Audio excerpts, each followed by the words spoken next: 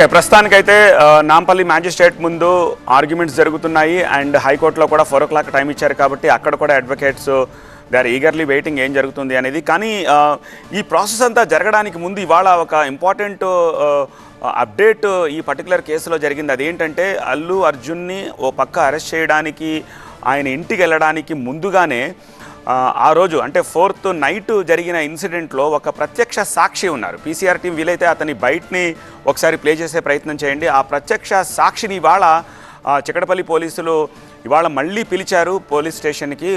మళ్ళీ ఒక్కసారి అతని స్టేట్మెంట్ తీసుకున్నారు.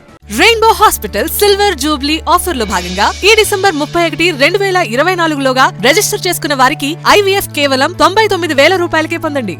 సో అతని స్టేట్మెంట్ తీసుకున్నారు. ఆ స్టేట్మెంట్ బేస్ చేసుకున్నారు. ఆ స్టేట్మెంట్లో అతను ప్రత్యక్ష సాక్షి, అలాగే రెస్క్యూ చేశాడు. అతను గాయపడ్డ ఆ బాబుని రెస్క్యూ చేశాడు.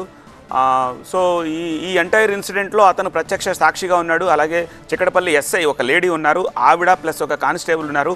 వీళ్ళందరి స్టేట్మెంట్స్ని రికార్డ్ చేసుకున్నారు. ఆ స్టేట్మెంట్స్ని బేస్ చేసుకుని ఆ తర్వాత అల్లు అర్జున్ని ఆయన ఇంటికి వెళ్ళి బయటకు తీసుకొచ్చారు. తర్వాత పోలీస్ స్టేషన్కి తీసుకొచ్చాక ఆఫ్టర్ ఎంక్వైరీ అరెస్ట్ చూపించారు. అరెస్ట్ ఇంటి దగ్గర చూపించలేదు, వారెంట్ తీసుకుని వెళ్ళారు. ఆయన్ని విచారణకు రమ్మని చెప్పి ఆహ్వానించారు.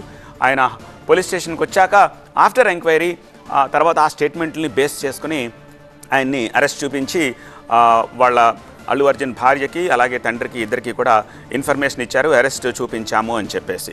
బట్ దానికంటే ముందు పోలీసులు గ్రౌండ్ సిద్ధం చేసుకున్నట్టుగా తెలుస్తోంది. ఎందుకంటే ఆ ప్రత్యక్ష సాక్షి ఇచ్చిన స్టేట్మెంట్ ఏదైతే ఉందో దాన్నే ఈ కేసులో బలంగా పోలీసులు తీసుకున్నారు. ఎందుకంటే ఆ రోజు ఆ సంఘటనలో ఏం జరిగిందనేది అతను చెప్పిన దాన్ని బేస్ చేసుకుని అతను కూడా చాలా స్టాంచ్గా ఆ రోజు ఎగ్జాక్ట్లీ ఏం జరిగింది, ఆ రెస్క్యూ ఎలా చేశాడు, ఆ బాబుని తీసుకుని హాస్పిటల్కి అతను ఎలా వెళ్ళాడు, అతనితో పాటు వచ్చిన పోలీసులు ఎవరు, సో ఏమి రెస్క్యూ చేశాడు, ఎట్లా రెస్క్యూ చేశాడు, తర్వాత రోజు ఎవరనేది ఎలా ఐడెంటిఫై చేశారు. ఎందుకంటే చాలా ప్యాథటిక్ సిచ్యువేషన్ ఆ రోజు జరిగింది. ఎందుకంటే ఈ బాబు ఎవరో తెలియదు, ఆ చనిపోయిన ఆమె ఎవరో తెలియదు, వాళ్ళిద్దరికి ఉన్న రిలేషన్ ఏంటో తెలియదు. అలాగే కుటుంబం చిన్నాభిన్నం అయిపోయింది. వీళ్ళిద్దరిని తీసుకెళ్లిన విషయం ఈవెన్ హస్బెండ్ కూడా తెలియదు.